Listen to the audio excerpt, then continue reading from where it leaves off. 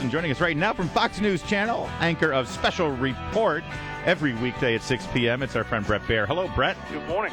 So this week was a pretty interesting week with regard to the administration and the Secret Service. It's sort of the director of the Secret Service, Ms. Pearson, was dispatched pretty quickly there after her testimony. But overall, how do you think that this was handled in general by the administration? Because the striking thing to me was that Josh Earnest, the spokesman for the White House, talked about in his briefing how the president and the White House stood behind her, and then within 3 hours she was gone. Yeah, that was the striking thing, and I think, you look at how past forced resignations or firings have happened, and it's taken a while. This one happened very quickly. In part, I think, because maybe the administration had learned from the past, but also because, frankly, according to every report we see and hear about, they didn't know about the Atlanta incident where the president gets on the elevator with a contract security officer with a gun who has an arrest record of assault and battery 3 times, and the guy starts taking pictures of the president within arm's length. Yeah. They were not briefed on that, and that's pretty amazing. Is there a larger political context to this, though, in terms of just the overall competence question about the administration? I know this doesn't go directly to the White House, but there is an overall feeling that people are concerned that this administration is not on top of things. Yeah, I think, Larry, it might go to that overall sense that things were out of whack.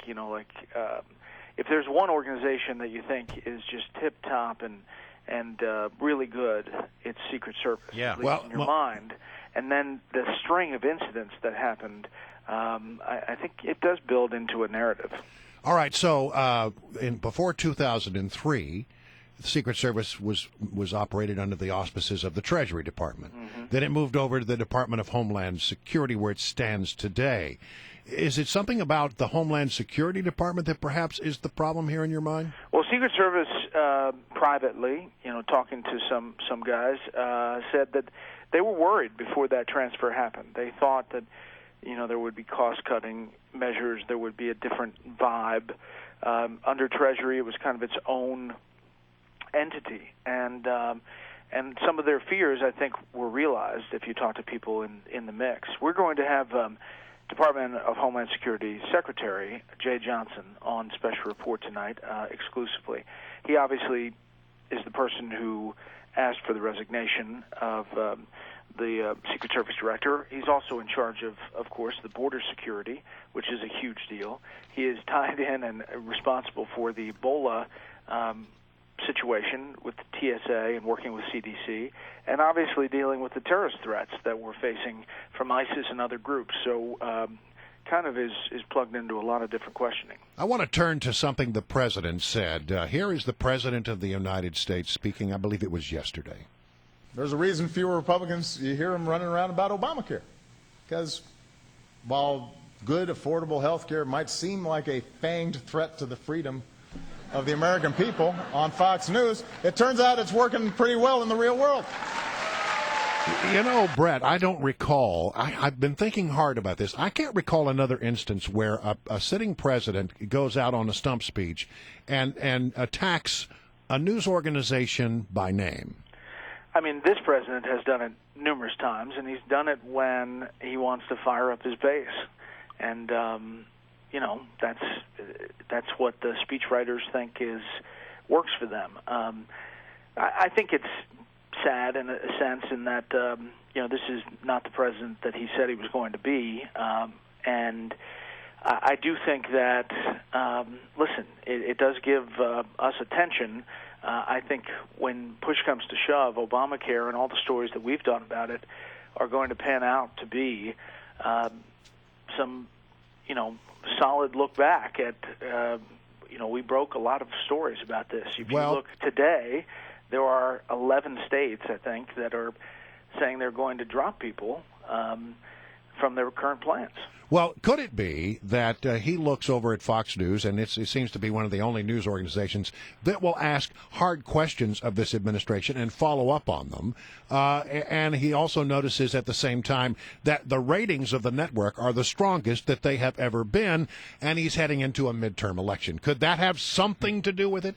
Yeah, maybe. And clearly they'd like to stir up folks with those lines. And speaking of which, the midterm elections, I know you have sort of done an analysis of where things stand for the battle for the Senate. Sort of recap that for me, if you would.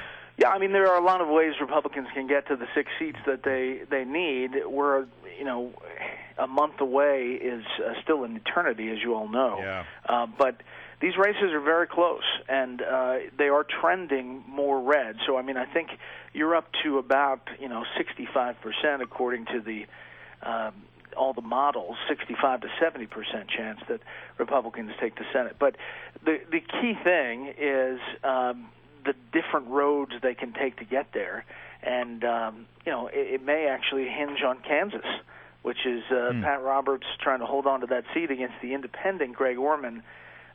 You could see a scenario where he would have to decide who he's going to caucus with, and that would decide the balance of power. Bret Baier, I always like to throw a sports question at you. I got a baseball one and a golf one. Which one do you want? I'll take baseball. Well, you've lived in the area for a while here. In fact, many people who have lived here as long as you have a strong allegiance to the Orioles because that was the only choice. So do you have a pick here? If you had to choose between the Nats and the Orioles? Oh, that's such a tough thing. I would love to see a Beltway series. Would you? But I think I'd have to go with the Nats because I've been following the Nats, and obviously I sit next to Charles Krauthammer, and he's whispering in my ear. That's well, every but George Will is the big Orioles guy. I mean, that's you've true. got to split on your own panel. I do. I know. Very fair and balanced.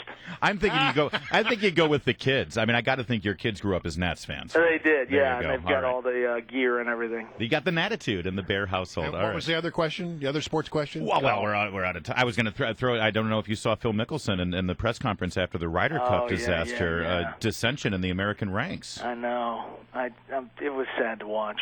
Yeah. Do you think that there's going to be any movement there with regard to the next coach of the Ryder? Who would you like to see coach the Ryder Cup next time? Yeah, it's a great question. I don't know. I think Fred Couples. Fred Couples. All right. On the record, Fred Couples. Thanks, Bret. Have a great weekend. Enjoy all the baseball. All right. We'll see.